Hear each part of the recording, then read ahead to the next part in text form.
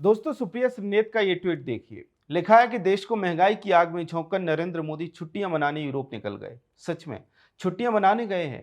PM Modi का एक एक सेकंड डॉक्यूमेंटेड है, एक एक पल कैमरे में कैद है। वैश्विक मीडिया कवर कर रही है, दुनिया की नजरें पीएम मोदी पर हैं। ऐसे में ये कहना कि छुट्टी मनाने गए हैं, ये देश की आम जनता को बेवकूफ समझने जैसा है कि जनता तो बेवकूफ है, जनता को कुछ पता नहीं, कुछ भी कह दो। दूसरी बात सुप्रिया ने लिखी है कि देश को पीएम मोदी ने महंगाई की आग में झोंका है। देखिए, इसमें कोई दो राय नहीं है कि महंगाई कुछ बड़ी है, लेकिन इसके लिए पीएम मोदी नहीं बल्कि वैश्विक एनर्जी क्राइसिस जिम्मेदार है। दोस्तों, अगर हम यूरोपीय देशों की महंगाई से भारत की महंगाई को कंपेयर करें तो आप कहेंगे कि अरे हमारे यहाँ तो बहुत अच्छा है। सप्लाई चेन डिस्ट्रप्शन जिस लेवल का है उसकी तुलना में भारत में महंगाई बहुत छोटी है। महंगाई को मिनिमाइज रखने में सरकारी नीतियों की बड़ी भूमिका दिखाई देती है।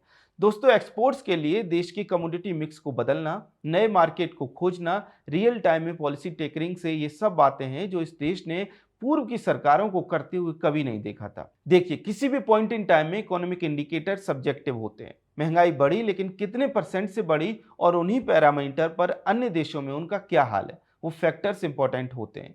भारत में तेल की कीमतों में जो बढ़ोतरी हुई है वो तमाम देशों की तुलना में बहुत कम है। मोदी सरकार ने फिस्कल डिसिप्लिन पर पिछले 7-8 वर्षों में जो काम किया है उसी का परिणाम है कि इस तरह के इकोनॉमिक शॉक झेलने का उसके पास स्पेस है। ऑयल मार्केटिंग कंपनीज ने घाटा सहा है, लेकिन तेल के दाम लंबे समय तक नहीं बढ़ाए।